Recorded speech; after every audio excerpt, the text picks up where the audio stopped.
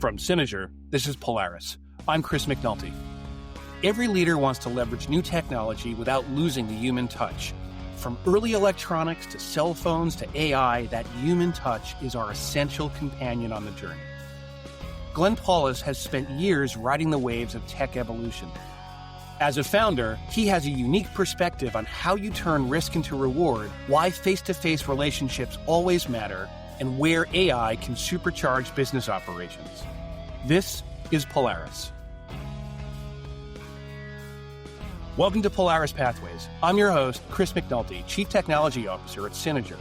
Synozur, the transformation company, reimagines business for our clients, navigating strategies and leadership culture with ease. Today, I'm happy to introduce Glenn Poulos, VP and General Manager of NWS Canada, formerly known as Gap Wireless. Glenn's a veteran tech executive turned entrepreneur whose career embodies transformation and adaptation. He co-founded Gap Wireless in 2007 and grew it into a major player in telecom.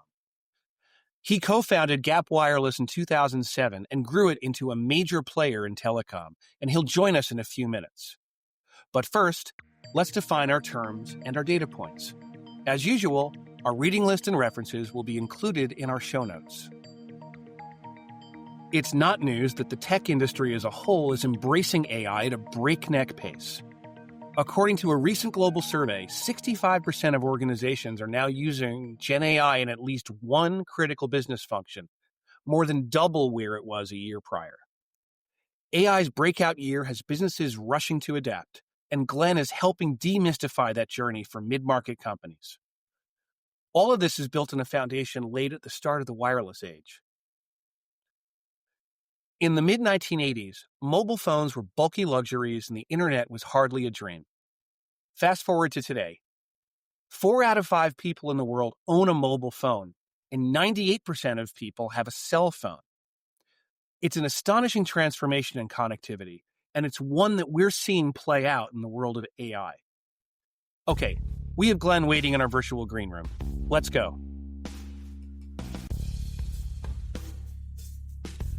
Welcome back. So today I'm happy to introduce our guest, Glenn Poulos. Glenn, thanks for being here on Polaris. Thanks, Chris. Thanks for having me today. Where are you calling from today? I split my time between Southern Ontario and Orlando, Florida. I have a business in Orlando. I had moved a transplant from Ontario, Canada. I sold my business there and bought a business in Florida. So today I'm in just north of Toronto at our ski lodge in Blue Mountain. Oh, that's so, Glenn. You've had quite a journey starting in the Canadian government to moving on to be a founder and leader of tech companies. I'd love to walk through your story with our audience a bit. How did you get started in business? I got thrown out of the federal government for working too hard. So they didn't like my work ethic. And my boss came to me and said he thought I was in the wrong field and that maybe I'd be better suited to something more like sales. And so I was a young 20-something at the time. I took him at his word and I applied for a job in sales and I ended up getting one. And and I worked for a company for about 5.5 years. And I approached them in 1991, just as I was coming up on going to be turning 30.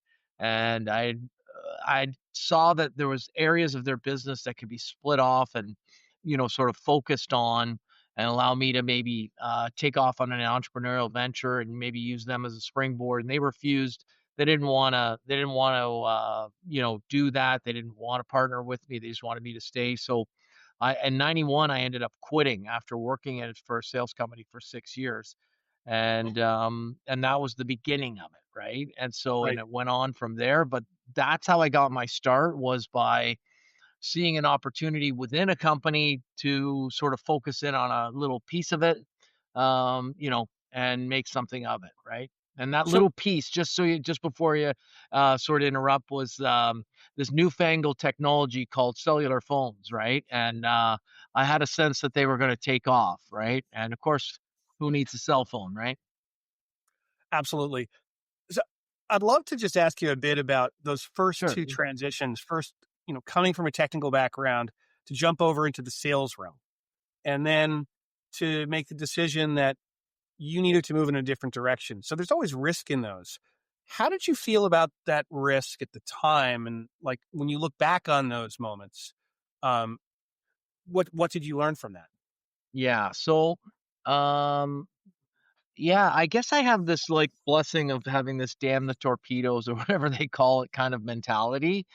And I don't, I'm not saying that it's a mandatory feature in order to be an entrepreneur or whatever, but for me, I'm never really held back by, you know, worrying about those kinds of decisions. I'm more motivated by a fear of being poor than I am by a fear of failure.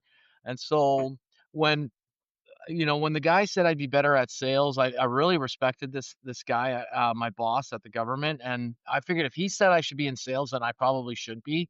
And so, that's what caused me to take the leap. Of course, I jumped into it with both feet, not knowing a damn thing, and it took me quite a while before the lights went off. But once it did, I settled into sales quite nicely, and I liked it, and I started learning a lot of things, and a lot of tricks and tips. And of course, later, if we bring it up, like that's where my 57 tips went into my book that I published in 2022, right? And the and then when it came to starting the business, I mean, I always say that every good business starts with a piece of business that you didn't deserve to get, right? And so Hmm. I knew that when I was starting it that there was business I could go after, and it would be the kernel of something to build upon, right? And of course, you have to work to keep that business, and you have to work for everything else. But I just when they decided that they didn't want to fund and or partner with me, on this new venture. Really, the next day I quit my job, and as I tell the story, that was 6 days after I got married, and I was so bound and determined, I forgot to even tell my wife that I was quitting, and I just came home on the Friday and I said, "Hey, I quit," and she's like, "What are you talking about? We just got married last weekend, right?" And Right. I said, "Don't worry, it'll be fine, right?" But I came to learn there are there's a set of sort of principles that you need in order to make your leap into business. But once those things are lined up, then the final thing you need is to grab yourself by the bootstraps and just jump and take that leap of faith, right? And Right. that's really the most important thing. And if you prepare yourself correctly, then hopefully it minimizes the fear. But nonetheless, you're going to be scared no matter what you do. When you do it, when you don't do it, before you did it, after you did it, fears comes with the territory. It's just a question of how you wrangle the fear and use it to your advantage, or whether it holds you back, right?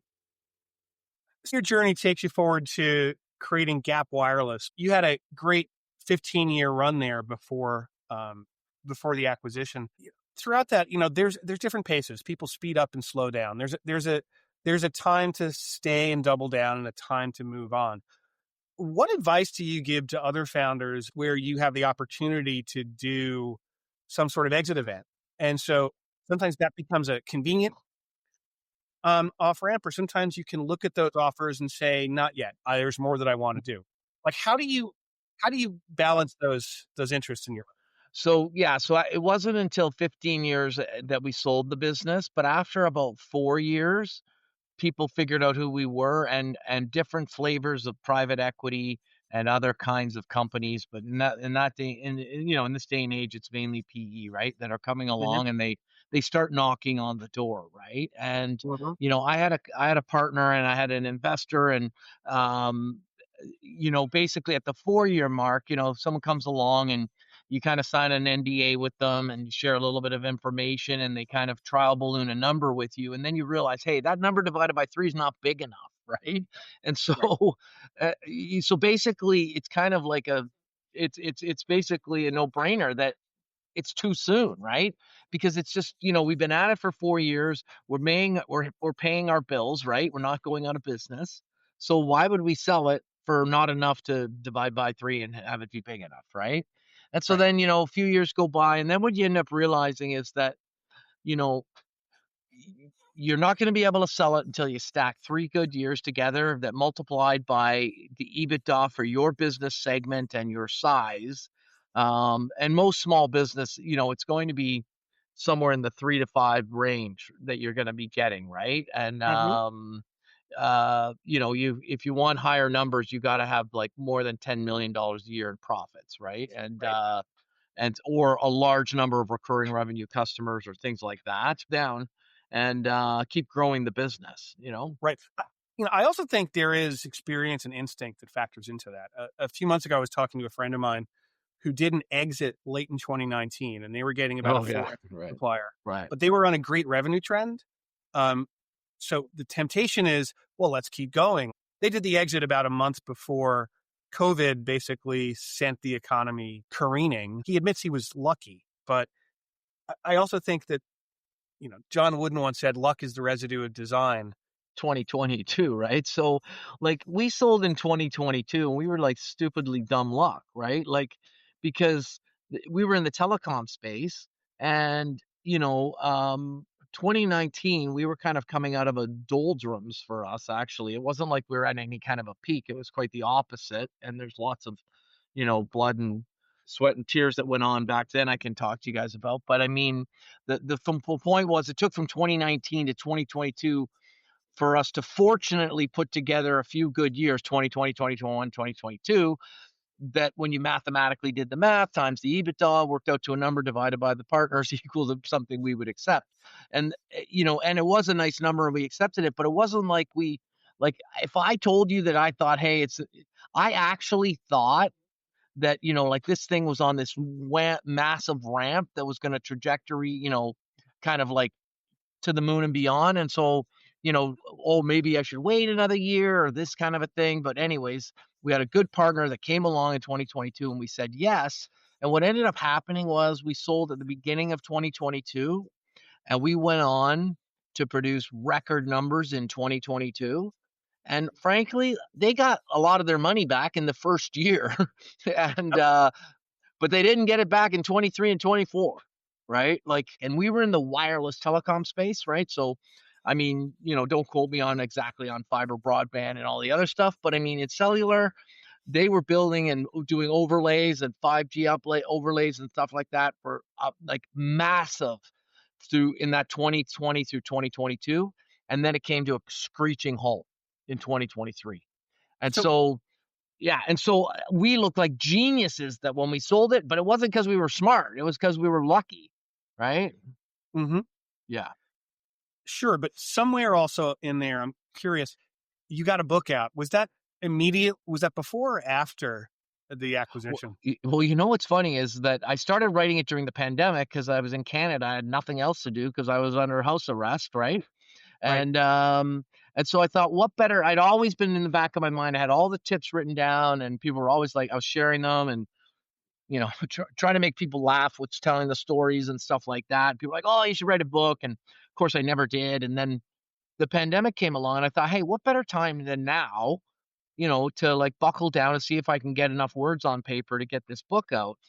And it so happened that coincidentally, the week that the book published was the exact week that the buyout was signed off, signed, sealed, and delivered in February of 2022. It was insane, and I actually had to pick between like, some sort of like self-serving, self-aggrandizing, book launch thing or the company, right? And of course, I ended up having a lackluster, book launch because I just let it launch, and it was what it was, and it is what it is. But the timing for the book launch was planned well in advance, and I couldn't really change it. And the way the sale worked, they landed up handing on the same week, right?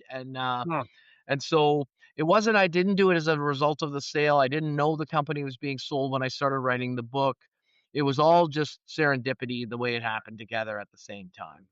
So, love to share a little bit with the audience about your book. What's it called and what's it about? It's called Never Sit in the Lobby, 57 Tips for Building a Career and Sale, How to Build a Career and Grow a Business in Sales. And basically, it's kind of like a little tip book on 57 rules and factors that I learned on how not to be a pain in the ass. And so I say how to get, act, and stay in front of your customers and be a pleasure to do business with always. That's what the book's about. It's called Never Sit in the Lobby. And one of the beginning rules at the beginning is never sit in the lobby. right? And there's a litany of other rules, which I'm happy to share a few here and there as you see fit. But and it covers the. It's a kind of book you can open to any page, read a rule, and then flip to halfway through the book and read another one. You don't have to read it in order. It's not a system. It's a set of guiding principles that I always follow, right? And Mhm. one of them, not to belabor the point, is I never sit in the lobby, no matter what, right? And so, of course, I don't want to show up half an hour early because my feet would get sore. But I never sit in the lobby because anything other than standing in the lobby waiting for your customer to show up is a bad look. And to me, having a bad look or being a bad look is what being a pain in the ass looks like when you're a salesperson to a customer. And so everything I do is crafted around trying to give the customer the best experience possible and never having him wish that I would go away, right? If I Right. lose, I lose gracefully. If I win, I win gracefully, right? If I'm losing, I exit quickly and quietly, and if I'm winning, I win with the same sort of, attitude and what have you. And along the way, I have all sorts of other little rules about when I'll do a demo, how I visit customers, why, this and that. And I Mhm. always follow the same ones. And it goes right into like explaining to people, when to take customers out to lunch, where to sit when you take them to lunch, what to order when you go out for lunch, right? How to listen to a customer, how to build rapport with customers, and then other little tips and tricks and things along the way, hiring people, Sure. firing people, stuff like that, right? Right. So I love that metaphor about, standing in the lobby, being active and so forth. It is very much happening in the real world, a place that is undeniably authentic. And at the same time, you work, as I do and many of us do, in the world of AI. Technology can be a great force multiplier and a great content multiplier, but it can also get in the way of authenticity, right? Yeah. Like I could sell something in an hour to someone in France because I don't have to go there, but I also have technology sitting in between. How do you help police that? What's your guidance to founders about when to be personally engaged and when it's okay to be remote? I love the way you call it a force multiplier because of course AI can like speed up and improve and like leverage like any good tool, if I had to screw 100 screws into my deck, it's a lot easier with a power screwdriver than it is with a hand screwdriver, right? And I mean, and the point is that but you still need to know how to build a deck in order for it to look any good, right? Mhm. And so I use AI for every possible thing that I can in order to, for contract evaluation and proposal generation and price analysis and competitive review and any kind of like, gamification I can do on to make my life easier. I use it. But when it comes to like, you know, and we do even use some to try to get names and numbers and maybe in some cases, maybe trying to get people on the phone and what have you. But for us, our stuff's so esoteric that it takes very complicated to get AI to have a conversation with someone about the stuff that we sell now. But you're asking kind of like when do you show up or whatever. I'm the guy that's going to be teaching you about getting in front of the customer. Like I'm not the guy that's going to teach you how to like do it from your armchair or from like the Bahamas. Right. But I can tell you one thing, when SAP wins a project, their integrators were on site. They did not do it virtually. When NetSuite wins Sure. the deal, maybe a small business, couple $1,000 a year licensing for NetSuite, maybe they do it remotely, but anything beyond that, trust me, they're making a sales call. So And you picked So you picked up on the reference to technology and AI as being a potential force multiplier. And I know that you've been increasingly engaged in AI advisory work, um, while staying connected with your origins in telecom. When you survey the landscape of AI and how businesses are interacting with it, what are they getting right and what are they getting wrong? yeah, so what a lot of the smaller companies are getting wrong is they're kind of like it's analysis paralysis. And they're not really getting it. Like the bigger companies, they have huge teams and they're dedicating large budgets and they're making it happen. And unfortunately, some people are losing their jobs as a result of it, right? But Right. not funny, but nonetheless, it's true, right? The smaller companies they're not taking the time to, figure out where their people are at, to figure out what can and can't we do in terms of the team, and figuring out how to analyze where they're at, assess where they're at, and then deploy tools that make sense in a sort of a case by case manner. Like, in other words, maybe bringing in, assessing the finance team, how the finance team can use AI to automate certain things like payroll, or any kinds of finance functions, maybe month end processing or something like that, right? And Hmm. and in sales, for instance, proposal generation, proposal about RFQ, stuff like that. And but they're kind of half-assing their way, and they're buying a few people chat GPT license or Copilot or this and that, but they're not really investing in um, the evaluation that's really required in order to make it happen. And they have to sort of take that leap, right? And it won't happen on its own. And the big companies are spending mega bucks getting this stuff deployed. I'd love to kind of bring us up to current day on your journey. When you think about some of the stories from your more recent work, I'd love to find one that really illustrates a lesson you learned or a challenge you overcame that our listeners might find helpful. Um, Yeah. So, well, I guess the one story that I'm learning now. So, I started a company in '91 and I sold it in the mid early 2000s, right? And then I got a chance to start Gap Wireless, which in 2007, which sold in 2022, and I worked for the private equity until 2024. And now I bought a new company while I'm doing my little AI research and project and stuff. But I also bought a business that's similar to Gap Wireless, but in a different country, in a different business segment. It's in the power space, selling different products to different customers, but it's the same business model. We sell high ticket, advanced electronic solutions to the high voltage power industry, versus I was selling high ticket equipment to the telecom space in Canada, right?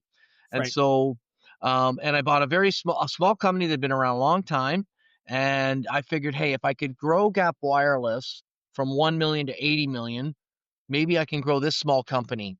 I mean, I'm probably not going to hang around long enough to get it to 80 million. Don't get me wrong, and because I'm now in my 60s, but nonetheless, if I apply the same principles that I applied at the first company and then at Gap Wireless and then now, and would it repeat itself? And also, I wanted to see if I could do it as a like by myself, right? My other Right. two companies, I had partners, I had an investor in one, these all, and they were all like crutches for me, right? In the sense of can't do it on your own, this and that, right? So this is kind of Right. like a goal to do it on my own. But the thing that I learned, and you were asking for like a story or whatever, but the one thing that I've learned is that I've been at it full time. I bought the business in 24, but I moved to Florida and started working there full time in January of 2025. So less than a year ago. But what I realized the most is that what really moves the needle is when you show up every day, you know, whether you're scared shitless or all enamored with your entrepreneurial savvy or whatever you're feeling that day, which runs the gamut. Trust me, it's all over the place. But and making incremental, minute little improvements in the business, they add up over time. And as you look back a week later, a month later, 2 months later, 6 months later, it's amazing that's how it's done, right? It's done one small thing, one day at a time, consistently with grit. And there's no magic bullet. There's no like spending money on this or buying that, or it's all the small stuff that you do. And really, that's the key. I find that to make it happen is that grit, to show up every day and do the next right thing that's required in order to move things forward and push through the fear and the stress of what's going to come. Most things, like when you're running a business, all sorts of stresses pop up. One minute it's the bank, then you got an insurance problem, then you have a customer problem, then you have a vendor problem, then you have a shipping problem, a tariff problem, or whatever. And you just have to bite in and hit each one head on. And, and you're kind of in the middle of it and you're like, why did I do this again, for the third time, right? But then you push through and you get through it. And then the next day it's kind of like, I'm not saying it's fully solved or whatever, but you got this crisis is over and you're moving on to the next thing. And then you look back and you think, wow, I mean, it's like a journey of 1,000 miles begins with the first few steps, right? And I mean, that's kind of this is something that I've really, really learned, having to do it by myself and on my own. Now I have a team. It's a company that has people in it, but what I mean is as the sole proprietor, owner, buck stops here guy, right? And yeah, so that's kind of my soliloquy on that.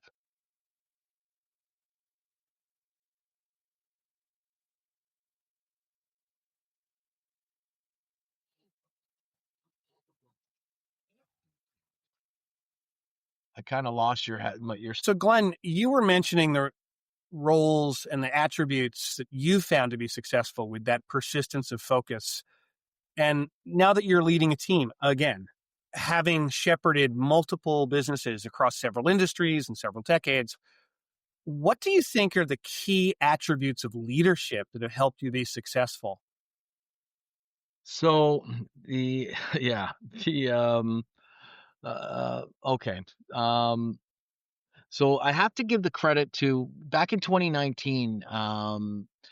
We put in the EOS system into our business, which is the entrepreneurial operating system. It's running in 80 or 100,000 companies now around the world, and it's very, very famous and popular. And it really, sort of changed the direction of the way I was doing things. And a lot of what I was doing before was really seated the pants, making it up as I go along, honestly, and hoping it was getting it right. But the EOS really helped to give me the framework for building the processes and putting the right people in place. And, you know, and so I find that, putting a system in place, as long as it is a system, I mean, that's sort of the cornerstone of good leadership, right? And for me, it's all about process first, people second, right? What is the process? What is the business? What are we doing? So we figure out, this is what we're doing, okay? And then what do I need in place in order to run that? Like, how many salespeople do I need? Do I need a guy in the Northeast, the Southeast, the Northwest, the Southwest, the middle, Midwest, Atlantic, whatever? Do I need a sales manager, right? What about operations? What about finance, right? What about sort of, IT, marketing, et cetera, right? And figuring out those blocks and then looking at the people that I've got. And if I have the right person, I can put them in those seats. But if not, I have to bring the right people in. The mistake I made before was with a lack of leadership, in my opinion, was basically starting with people first, structure second, and saying, well, I've got Jack and he's been around a long time, so let's make him the sales manager. And, you know, Jody's in finance, so she's now the finance manager, right? But she's not the right person, And so, you need to set up the structure of your business, and then you need to look at your head count, your people, figure out if you have the right people. And if not, you need to put the best person in those roles.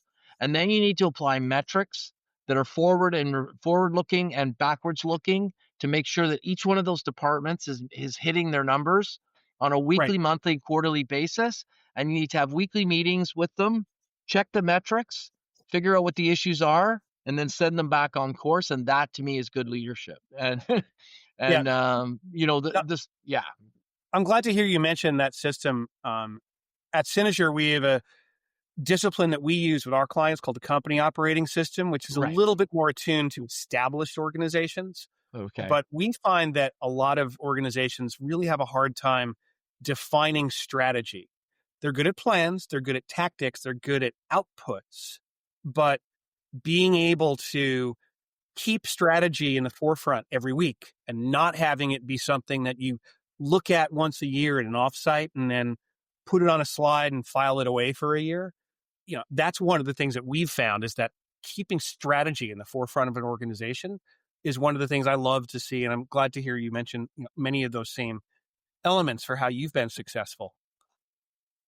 Yeah, for sure. And the and for me, I think, strategy, you need to link it to metrics, right? And so Mhm. so you can measure it, right? And then you need to hold the people accountable. For instance, let's say their metrics, are a certain amount of days late on payables or something, or receivables or something like that, right? And it's red for 6 weeks.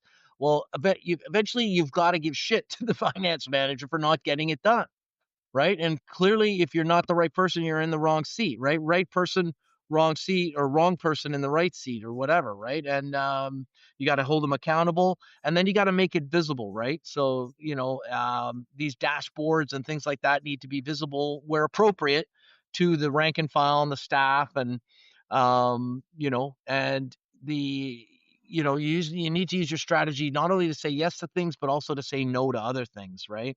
Right, Like, there's a chapter in my book called Freedom Begins with No, right? And and I go on to tell some stories about, how I learned where saying yes is the beginning of all my problems, right? All my problems began with a yes or a maybe or I'll try, right? Whereas right, no is a complete sentence, and after you've said no, you can move on with your day, right? And you know, and right. and also when it comes to strategy, I find, you have to be consistent in the message. You got to like repeat it, and it has to be on posters and I don't know, visible and Right. Is it? I love to hear you mention that. It's reminding me, from my journey. I serve on several different boards of directors, mostly nonprofits, a few smaller startups, and I find that boards struggle with many of the same areas of focus or discipline in knowing what their swim lane is. right. Um, and I did at Gap. Did you have a board of directors or? No, it was just myself and my partner and the one investor that we had, and we just were the owners and the board of directors, and we didn't have an outside board. But when we were acquired by the private equity, we definitely had a board of directors. Yeah. Right. So, Glenn, business and technology do not slow down. And we've certainly observed that over the past few years.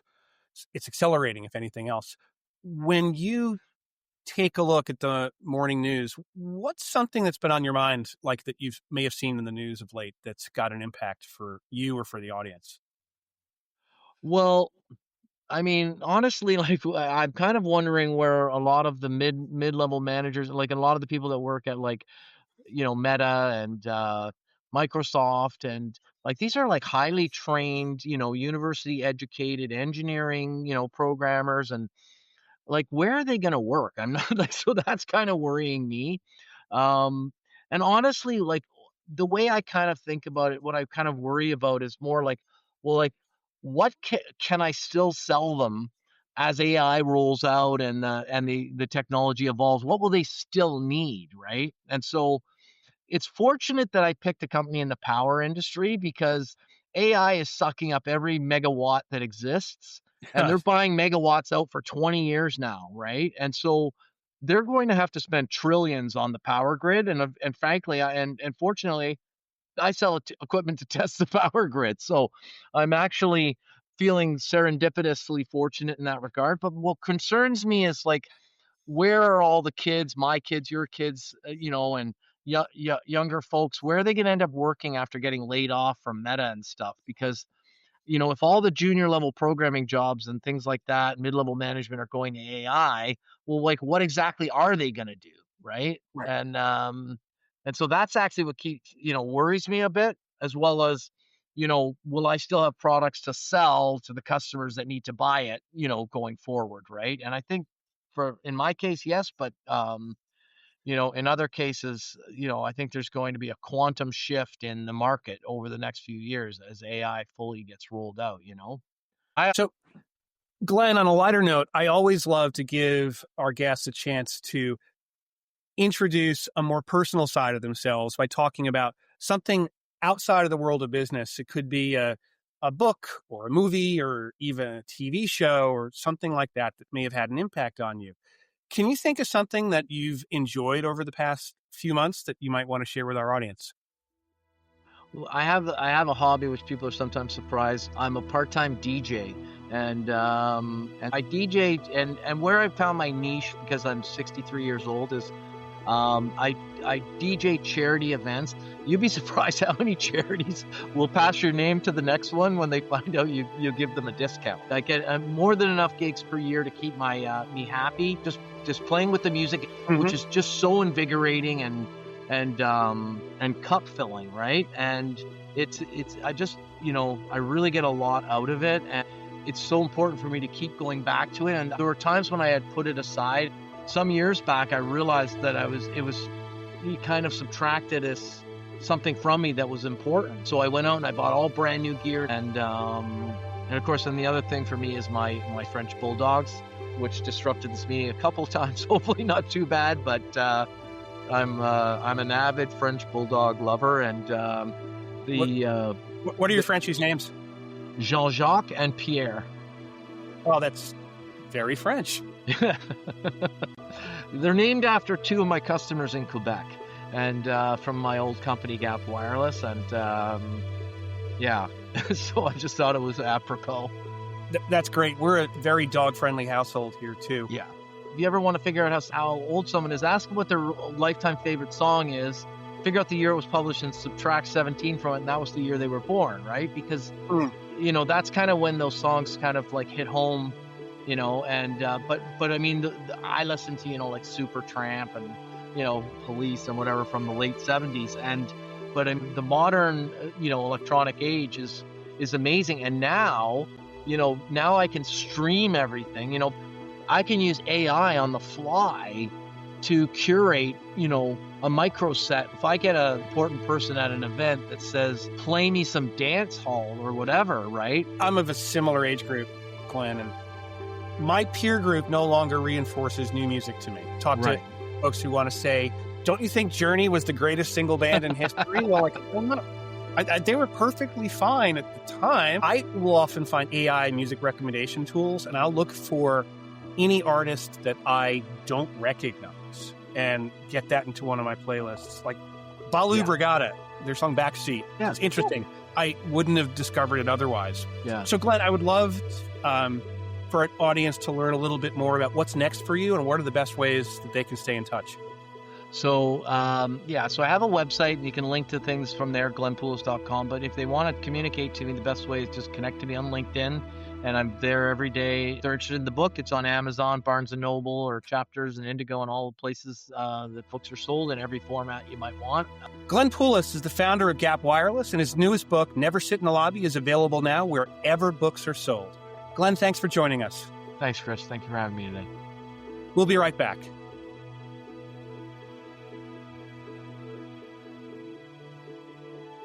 Up next on Polaris, events. 2026 is already a very busy year for events. Here's what we're watching. The new AI frontier. This will be a Synozur webinar as our experts discuss our AI forecast for the year, market trends, predictions, and our research findings on which companies are pulling ahead in the AI race and why. AI-driven go-to-market. This webinar will show you how to use AI to accelerate development and execution of your go-to-market plans for market success.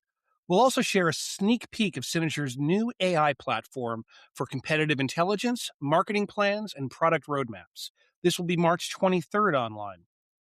The M365 Community Conference. This will be April 21st to 23rd at the Lowe's Sapphire Falls in Orlando, Florida.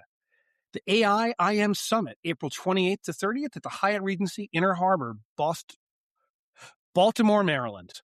We'll have details on all of these and more as we get through the year in our show notes. You can learn more at Synozur.com events, and we'll add more events throughout the year. And if you have an upcoming event you'd like us to promote on Polaris, please get in touch and we'd be happy to include it. Next time on Polaris, our annual report on AI. We'll share our research from over 100 companies, our 5-year market forecasts, and our predictions for what to expect in 2026. Don't miss it. Well, that's a wrap for another episode. I'd like to thank our guest, Glenn Poulos, for joining us and sharing his thoughts on using technology to reimagine your next great startup. We encourage you to check out our show page for links to everything we talked about today and more. Visit us at polaris.synozur.com. Send us your questions and feedback for the Synozur team. You can reach us via email at polaris@synozur.com. Remember to subscribe, rate, review, and tell all your friends about the show. And follow us wherever you get your favorite podcasts. Polaris is produced with help from Riverside FM. Our theme song, Alternative Dream, is provided courtesy of Adobe. Additional music and sound provided by Indie Guy Records. Graphic design by Josh Brantley.